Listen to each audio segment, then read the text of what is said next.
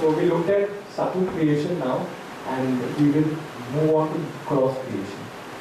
So we know that Brahman is the changeless and the limitless and the supreme reality, and all creation happens from the Brahman, including the Jiva, the Ishvara, and the Jagat. Jiva, Jagat and Ishvara. So the Jiva, that's us, we can only identify with the Jagat. Because it's only the Jagat that the Jiva can perceive as real. So the Jiva seeks his happiness from the Jagat, and his pursuit of happiness always remains unfulfilled because of the changing nature of Jagat.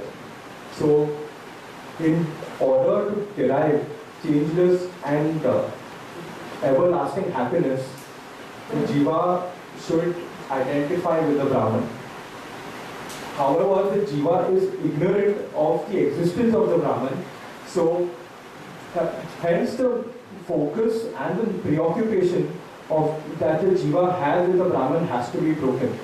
So we all know that every creation has an efficient cause and a material cause. For example, a pot, the material cause of the pot is clay and the efficient cause is the potter. So when the efficient cause and the material cause are different, the effect will also be different. Then the material cause, the effect will be the effect will be real. And if the efficient cause and the material cause is the same, then the effect cannot be real. It has to be unreal. So therefore we need to study the process of creation, and to explain the process of creation, the concept of Maya has been introduced. We already learned a lot about Maya, and we know that Maya is that which is unreal but it appears to be real, and it is of the qualities of Rajas, Tamas and Sattva. From Maya comes the 5 elements, and from the collective sattvic aspects of the 5 elements, the subtle body is born. From the rajasic aspects, the organs of action are born, and from the tamasic aspects, cross creation takes place. So if you see the slide here, you can see the 5 different elements, and you can see that through the tamasic aspects of the 5 elements, the cross body or the Sthula Sharira is formed, and this process is called Panchikarna. So now Panchikarna is the Vedantic explanation for creation, and it's a very interesting process. It's a process of quintuplication of the tamasic aspects of the 5 elements. So you can, we can study it better with the use of this figure. So if you see here that the tamasic aspects of the 5 elements get divided into 2 parts, A and B. The A part remains intact, and the B part gets further subdivided into 4 equal parts. Then what happens is that the A part of each element gets attached to the B part of every other 4 elements, and finally the process of Panchikarna is complete. So what happens here? Can we see with the help of the equation? So space.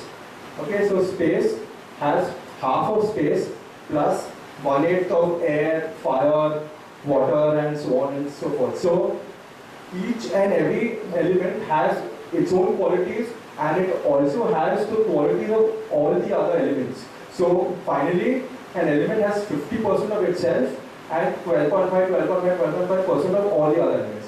So we can even, like, if we look at a day-to-day routine, we can even witness this intermingling of elements that happen. Like our body occupies space, it's made up of 70% of water.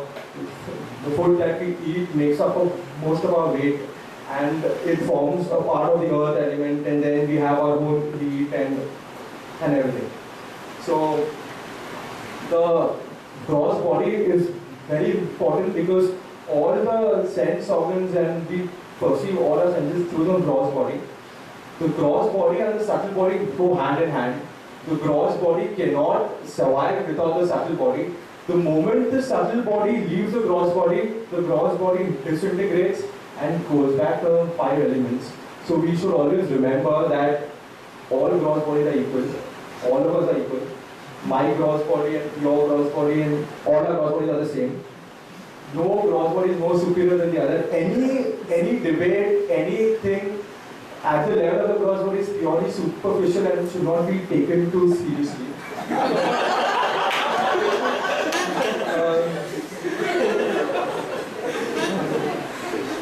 So that was about the gross body.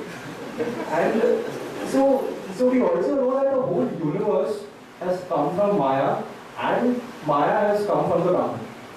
So what is the relation between the individual and the Brahman? So Tathagata explains that it is evam pancha brahmandriyo aikyam sambutam. So what this says is that there is a relation between the microcosm and the macrocosm.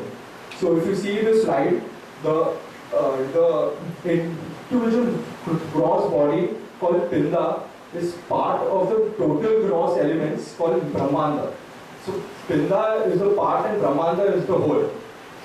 So in the same way, the individual soul is a reflection of the Brahman.